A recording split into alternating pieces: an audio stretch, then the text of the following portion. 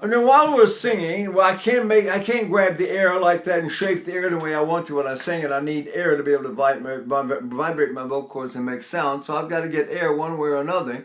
So what I learned to do is I learned to shape my body, especially the inside of my body, to form an air column or some kind of breathing process, breath holding system that will let me use air to make sound and without it jamming up my throat, and it lets me contain the air I'm not using until I need it later.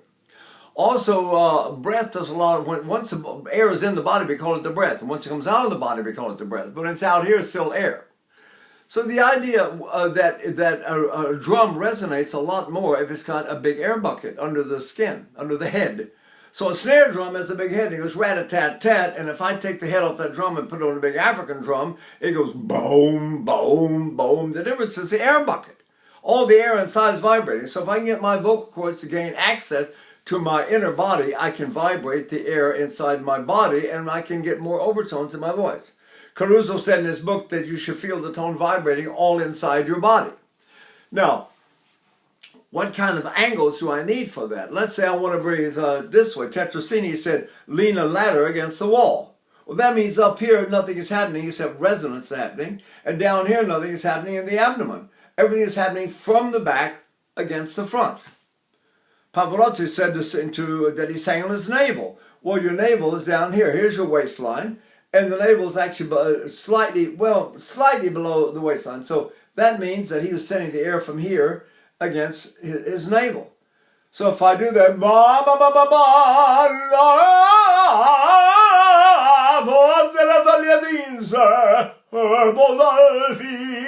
see, I can certainly sing that way. What if I do this? What if I breathe lower, put this way down in my tailbone? Every action is opposite equal reaction, so the front must come up then. If that's the law of thermodynamics, I go like that. Now I've got activity here, and it's all angled from down there. So that's the angle of my voice right there.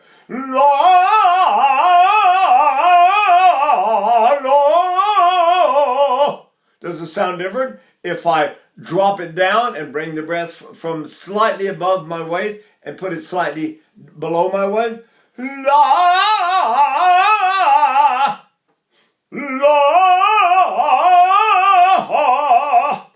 right? My Demonical is saying here, right at the pit of his throat, what they call the sternal notch. In yoga, they call that one the listening chakra. So if I do that one, I breathe in a way that prepares that spot and go, no.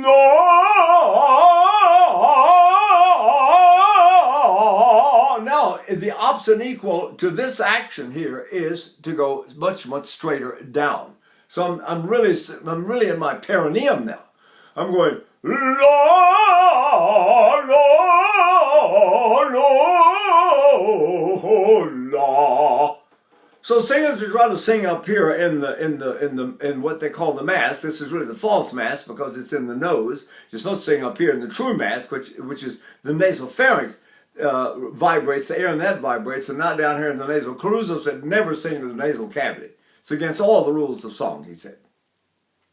The bad thing is that if I do that, then what's the angle of my breath? See that? Where's the whole angle of my phonation of everything? It's right here. That's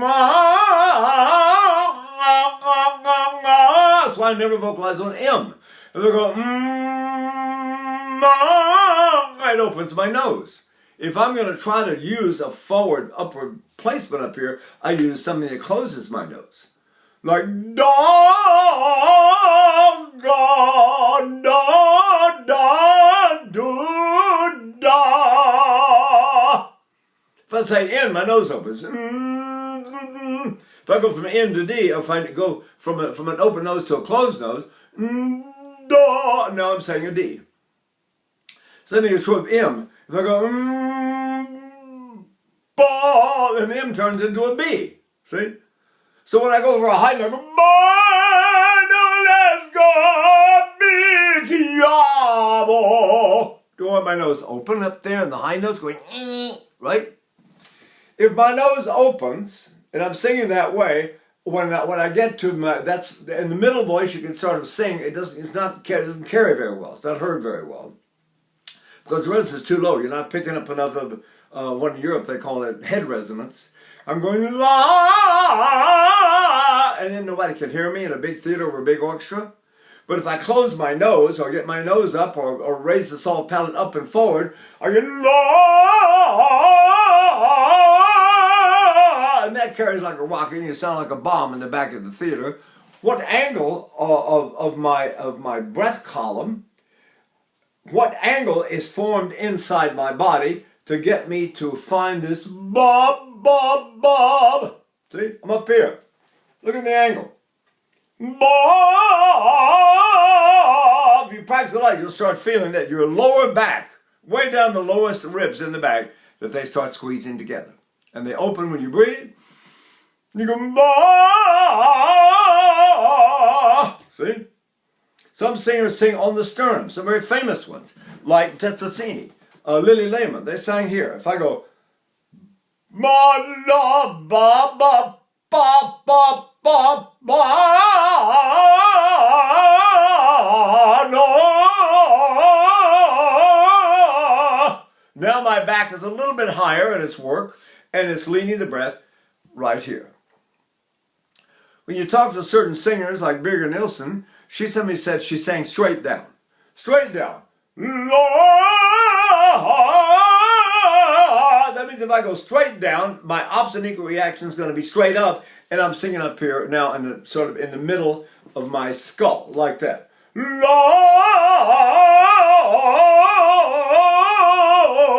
So the angle of the breath for that resonance is straight down, right? Some people sing on their tailbone. All right, I'm going to drop this breath way down and sing on my tailbone. That tips me back like this. And where does it put this in?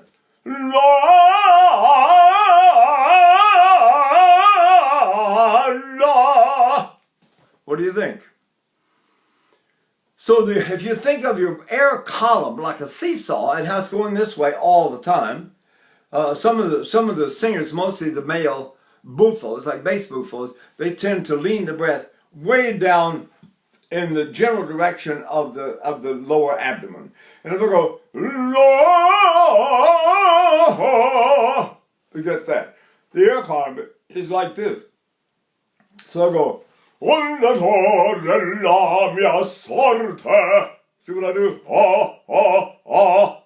Well, you can certainly sing that way. I'm not sure what you want to sing that way, though, if it's not buffo music, which is comic music.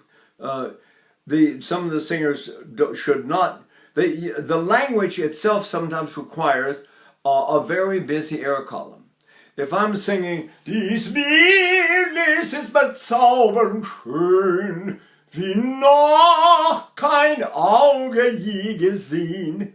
I've got a very busy language going here. See that? What is the best way to handle that air column so that I can use it? Right?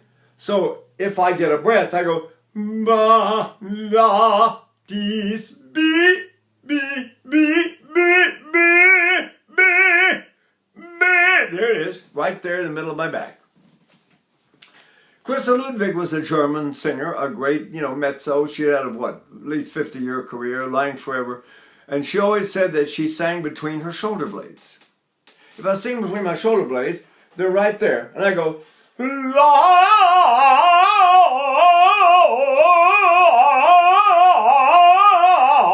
no,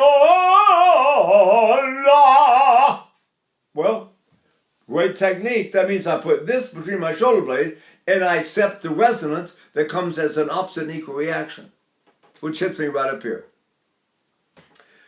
So those singers, some singers breathe way, way down. They breathe all the way down into the tailbone and go. And the fact that I breathe so low actually makes my stomach go in, not out. So I go. Now I'm going to start singing it. What do you think that the lean of the breath will be? What angle would it go if I started my tailbone? La la la la la la la la la. So it's all about angles of the breath. The more you breathe, the more you will know about angles of the breath. And the deeper and lower you breathe down on your back, the better angle you get for getting the head resonance, the true mask, as he used to call it, is up here. Lynn Lehman said the true mask went from the eyebrows all the way back to the center of the skull. And that she could sing anything and had a huge voice. So that's an awfully big mask, right? Someone like Joan Sutherland said she had a hook in the back of her neck. Like you come home and throw your coat out on the coat hook. And she said she has a hook in the back of her neck where she'd hook her voice. I'm like that. Where's my breath support? Well, it turned out that she used to breathe very, very low up her fanny. And what does that do? It puts the breath support right here on the lower part of the sternum. So I go, and there it is. It gives me the coat hook.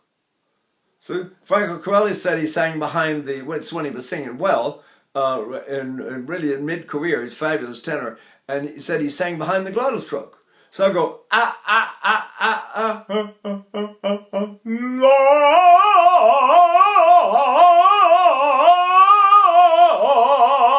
where's my opposite and equal reaction to this position? Caruso said that the ah vowel is very far back and low in the throat. What was he talking about? When I do that, my resonance goes forward, up and forward, hits me up here.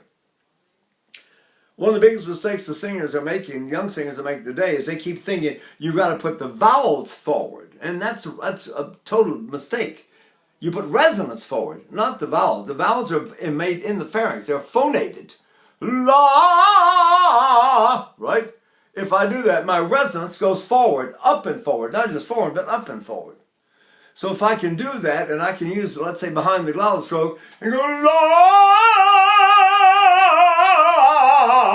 la, not in my nose. It's all above my nose up here, and it rings like crazy. You know, I sang 64 roles for 45 years, and every kind of theater you can imagine and every kind of orchestra you can imagine. I can tell you which ones work and which ones don't, especially in terms of carrying through the orchestra.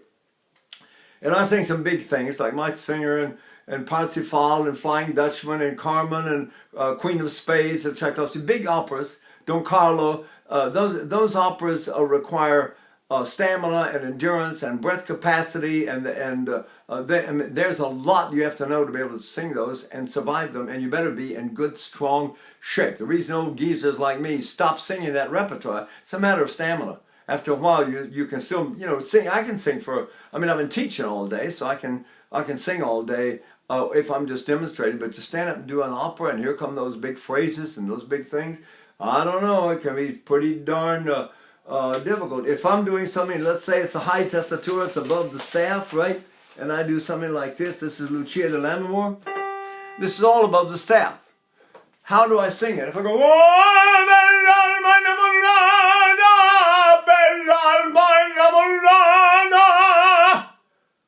where's the angle of my, if I'm phonating here, you can understand every word I'm saying. It's not hard to understand me. It puts my diction in a very clear place. But what does that do to my air column? What kind of air column? What's my opposite and equal angle? What's going on down here? So if I sing the back of my neck, my resonance is up here. I have to find out, is my air column responding to my resonance, or is it responding to my phonation? See? So this is kind of stuff you can work out for yourselves, folks. But if you get in the back of your neck and you go a staccato,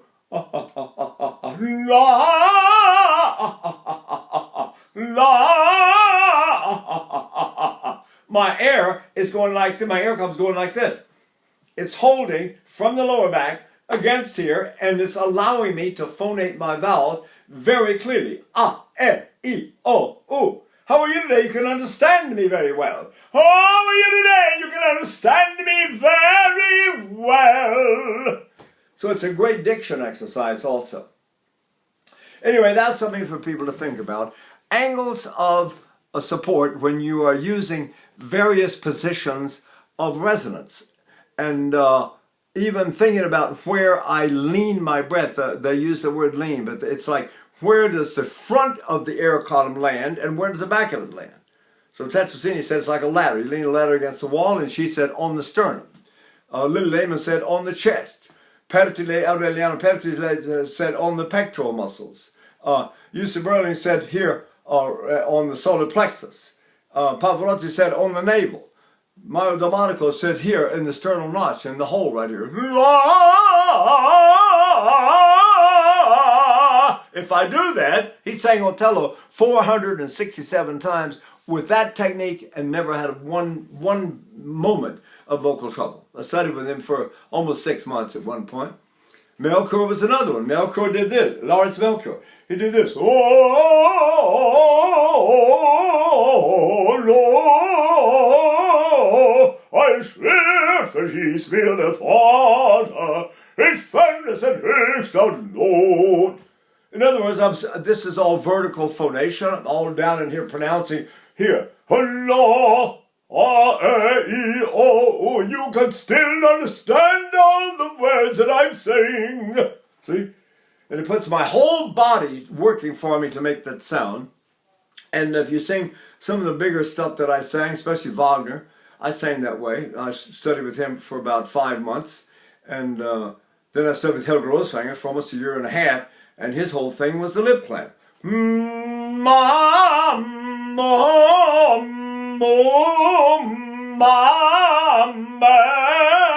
He did yoga 3 hours a day for 55 years. What kind of breathing was he using, and what was his lean, his air column was what? Well, he certainly, the put it right here. That means his air column was like this. Okay? All right. Think about that a little bit, and let's see what kind of angles you think that you're using when you sing. Okay? Okay, bye.